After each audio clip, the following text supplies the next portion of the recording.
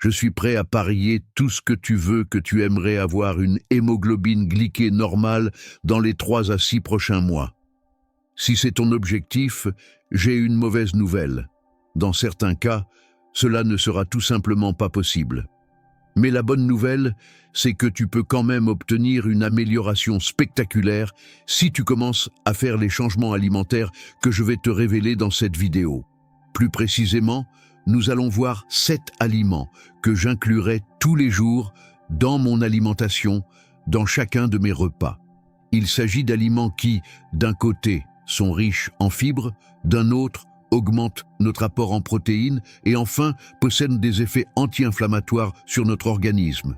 Donc, si tu veux savoir quels sont ces 7 meilleurs aliments à intégrer dans ton quotidien et, avec le temps, améliorer ta santé au point d'obtenir une hémoglobine glyquée normale, alors tu es au bon endroit. Allons-y, passons maintenant à ces 7 super aliments. Commençons d'abord par les légumes. Les légumes sont essentiels et pourtant, ils sont souvent les grands absents de notre alimentation. Je ne sais pas si cela t'est déjà arrivé, mais personnellement, j'ai des frissons chaque fois que je vois des personnes faire une distinction absurde entre légumes autorisés et légumes interdits. Peu importe qu'il s'agisse de concombres, tomates ou oignons. Tous les légumes sont bons, sains et riches en fibres, ce qui nous aide à réduire notre glycémie et notre taux de cholestérol. Je dis toujours que la fibre est le bouclier protecteur des glucides. Nous n'avons aucune raison d'en avoir peur. Au contraire, ce qui devrait nous inquiéter, c'est d'en consommer trop peu, c'est-à-dire moins que ce dont notre corps a réellement besoin. Alors, combien de légumes devons-nous consommer par jour?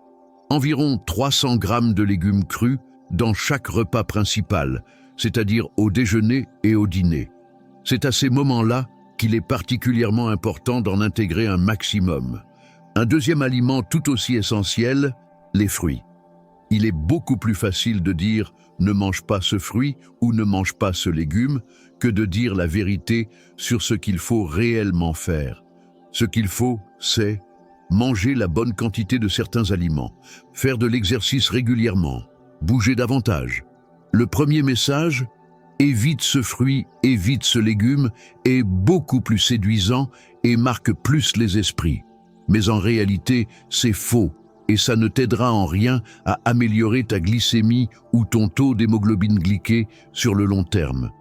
Beaucoup de gens ont peur des fruits parce qu'ils provoquent des pics de glycémie. Mais en réalité, tous les glucides provoquent des pics de glycémie et c'est parfaitement normal. Le problème avec le diabète, c'est lorsque la glycémie ne redescend pas. Dans le diabète de type 2, c'est à cause d'une résistance à l'insuline. Dans le diabète de type 1, c'est parce que l'insuline est absente. Mais chez une personne en bonne santé, la glycémie redescend naturellement après un repas. Tu n'as donc aucun souci à te faire si tu manges des fruits.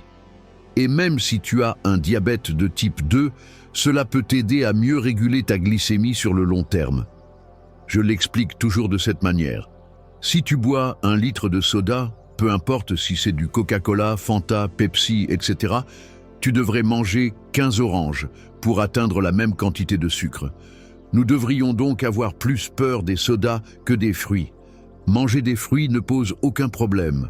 Au contraire, leur consommation est associée à une meilleure santé et à une meilleure régulation de la glycémie, notamment grâce à leur teneur en fibres. Ne redoutez pas les fruits. Passons maintenant au 3e super aliment, les légumineuses. Elles sont une excellente source de glucides et de protéines. Les légumineuses sont également très diabolisées, car certains auteurs, vulgarisateurs ou créateurs de contenu sur les réseaux sociaux affirment qu'elles sont nocives pour la santé en raison de leur teneur en lectine. Mais que sont les lectines? Les lectines sont une catégorie d'antinutriments présents dans les légumineuses. Que signifie antinutriments? Ce sont des composés qui ne sont pas absorbés par notre intestin et qui sont simplement éliminés par les selles. Certaines personnes affirment que ces lectines provoquent une inflammation intestinale, conduisant à une hyperperméabilité intestinale. Mais si on regarde les études scientifiques publiées sur les légumineuses, il n'y en a aucune qui établit un lien entre leur consommation et une détérioration de la santé, des maladies cardiovasculaires ou toute autre pathologie chronique. Bien au contraire, toutes les études que j'ai lues sur les légumineuses, et je peux te promettre que j'en ai lu beaucoup, montrent des bienfaits. Amélioration du diabète, réduction du risque de maladies cardiovasculaires, diminution du risque d'AVC. Bref, elles ont des effets positifs sur la santé. Cela dit, il est vrai que certaines personnes ne tolèrent pas bien les légumineuses. Certaines ont des ballonnements ou des gaz, d'autres ont du mal à les digérer, et d'autres encore ont des problèmes digestifs spécifiques qui rendent leur consommation difficile. Dans ces cas-là, il n'y a aucun problème à les éviter. Mais dire que, parce que certaines personnes ne les digèrent pas bien, il faut les supprimer pour tout le monde? Désolé, mais ça n'a absolument aucun sens. Quatrième point, les fruits à coque. Les fruits à coque sont clairement associés à une réduction du poids. Mais ici, je dois faire une précision, et pour cela, je vais te raconter une histoire qui m'est arrivée l'autre jour en consultation. Je recevais un patient qui voulait perdre du poids. Il m'a raconté que, l'après-midi, il avait commencé à grignoter des fruits à coque parce qu'il avait entendu sur les réseaux sociaux que c'était bon pour la santé.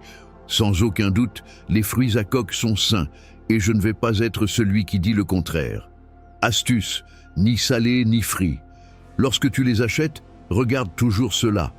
Mais les autres types de fruits à coque, grillés, sans sel, etc., sont parfaitement sains.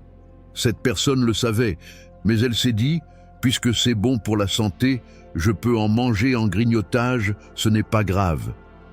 Ce qu'elle n'avait pas pris en compte, c'est que les fruits à coque, en plus d'être sains, sont aussi très caloriques. Et cela rendait paradoxalement plus difficile sa perte de poids. Alors, quelle est la bonne quantité?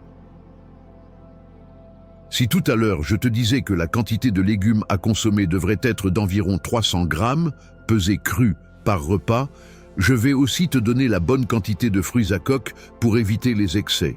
Idéalement, 20 à 25 grammes par jour, jusqu'à 30 grammes si tu es une personne qui fait plus de sport. Pourquoi? Les fruits à coque contiennent beaucoup de graisses, qui sont monoinsaturées et donc excellentes pour la santé. Mais attention, ça reste de la graisse, et si on en consomme trop, on finit par prendre du poids. L'importance de la juste dose. L'objectif n'est pas de faire un régime restrictif, mais de contrôler les quantités de chaque aliment. Prenons un exemple médical. Si je décide d'administrer de l'insuline à un patient, ce n'est pas la même chose de lui donner 10 unités que 80 unités. Si je prescris de la metformine, ce n'est pas pareil d'en prendre 1 gramme que 3 grammes. Si je prescris un autre médicament, la dose change tout. Comme disait Paracelse, c'est la dose qui fait le poison. Et avec l'alimentation, c'est exactement la même chose. Pour atteindre un objectif, il faut adapter la quantité d'aliments à ton poids, à ta taille, à ton âge, à ton niveau d'activité physique. L'alimentation fonctionne exactement sur le même principe. 5e aliment, et je continue avec une graisse, probablement la meilleure graisse que nous avons, qui est l'huile d'olive. L'huile d'olive doit suivre exactement le même principe. Éviter ce que j'appelle l'effet imbibé. C'est-à-dire, mettre de l'huile sur le sandwich et finir par en avoir partout sur les doigts et devoir les lécher pour que ça ne se répande pas sur toute la peau. Il faut essayer d'utiliser une dose d'huile d'olive de 5 à 10 ml par jour en l'incluant dans les repas du midi et du soir, car il nous arrive souvent qu'on commence à cuisiner un aliment quelconque et qu'on se rende compte qu'on a mis beaucoup trop d'huile sans s'en apercevoir, ajoutant ainsi un tas de calories en trop. L'huile d'olive, oui, elle aide beaucoup pour le diabète, mais attention aux quantités, c'est vraiment, vraiment important. 6e aliment. Les poissons gras, également une très bonne option, à la fois en protéines et en graisses, notamment de type oméga 3, très bon pour le cerveau et pour réduire l'état inflammatoire. Des aliments comme le saumon, le hareng, le maquereau, le thon seront des aliments de premier choix lorsque nous voulons mieux contrôler notre taux de glycémie, environ 2 fois par semaine, ce sera bien. La quantité idéale serait d'environ 100 à 120 grammes. Comme je l'ai dit, ils nous aideront avec cette source de protéines et cette graisse de type oméga 3. Nous allons parler d'un 7e aliment, en l'occurrence la viande. Dans le cas de la viande, je recommande toujours de privilégier la viande blanche plutôt que la viande rouge. Non pas que la viande rouge soit mauvaise, mais parce que nous ne sommes pas sûrs qu'elle soit aussi bonne que la viande blanche. La viande rouge, je la recommande environ 1 fois par semaine ou 1 fois tous les 15 jours. Pourquoi? Parce que la viande rouge a une certaine association avec le cancer colorectal. Rappelle-toi que l'association ne signifie pas causalité. C'est-à-dire que si je te dis « quand il pleut, on te vole », qui t'a volé? Les voleurs ou l'eau de pluie? Évidemment, ce sont les voleurs qui t'ont volé, mais c'était quand il pleuvait. Cela signifie qu'il ne faut pas confondre la cause du vol, donc les voleurs, avec l'événement qui se produit, l'eau de pluie. Le fait que 2 événements se produisent en même temps ne signifie pas que l'un est la cause de l'autre. Il y a plus de variables qui interviennent, par exemple la façon de cuire la viande. Ce n'est pas la même chose de la consommer grillée ou au four que de la cuire à la plancha, par exemple, où des nitrosamines se forment. Ce n'est pas la même chose la viande rouge que la viande rouge transformée, bien que les deux soient associés au cancer du côlon. Par principe de précaution, je recommande de la consommer au maximum 1 fois par semaine ou 1 fois tous les 15 jours. Nous privilégierons de préférence la viande blanche ou des œufs, car les œufs sont une excellente source de protéines, même si certains veulent les diaboliser à cause du cholestérol. Le cholestérol des œufs ne posera pas de problème tant que nous les consommons en dose modérée, environ 2 œufs par jour. Et la viande? Quelle quantité? Eh bien, à peu près comme le poisson, environ 100 à 120 grammes par jour. On se retrouve dans la prochaine vidéo. J'espère que cela t'a été utile. Un grand abrazo.